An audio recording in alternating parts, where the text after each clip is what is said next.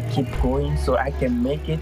So when I make it, I can help the family, but also my siblings can look up to me as a role model. Shaffiou Assoumanou of New York City is the oldest of 4 and son of West African immigrants. He says the pressure to be his family's first college graduate is immense. My mom always tells me I'm her only hope, basically, in terms of education. She wants me to go very far in life. And for her, the only way I can do that is through education. From a small Bronx apartment, Shaffiou is finishing his degree in advanced economics. When his dad recently lost work, he started helping pay some family bills, working part-time as a researcher from his bedside desk. I decided to at least, help pay for the electricity and for the internet bill. The extra financial strain during the pandemic hasn't shaken Shaffiou from his goal, but it is making it that much harder. Where I come from, what I have been through, what my parents have been through, to make sure I have this opportunity, that alone is a mindset that I have in me that, no matter what happened, I shouldn't give up. An estimated 400,000 students in this country will be first in their family to graduate college this year. Tonight, a look at 5 students fighting to stay on course, bearing their families' financial burdens and big hopes for a better future. I struggled for a couple months going back and forth between committing to law school or deferring my acceptance. Sophie Kim is reaching her goal at Rutgers University, a first-generation Korean immigrant, soon first-generation graduate. But the closure of her parents' nail salon during COVID-19 is making her dream of law school seem almost irresponsible. My dad and I applied to several different grants and loans programs for their small business. We were looking at thousands of dollars of loans. Financial pressures now threatening years of progress for first-generation students.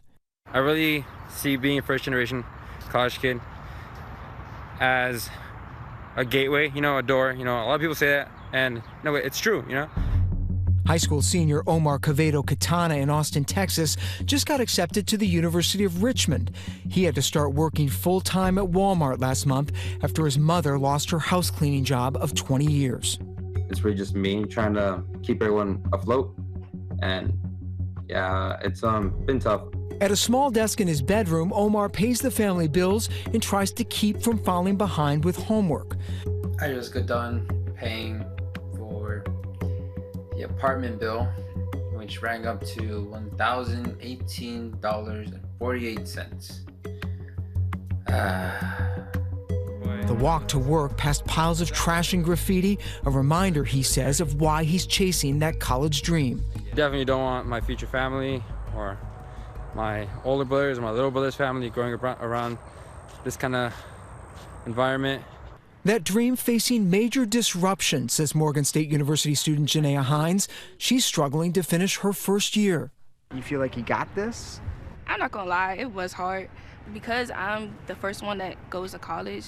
So it's not like I really have someone to actually ask questions about, like how to do this, how to do that. It's like, figuring everything out on your own, but then everything switched to online. Janaea now wondering whether the high cost of tuition is still worth it when classes are online. I work 8 hours a day, 40 hours a week, right? So on top of classes.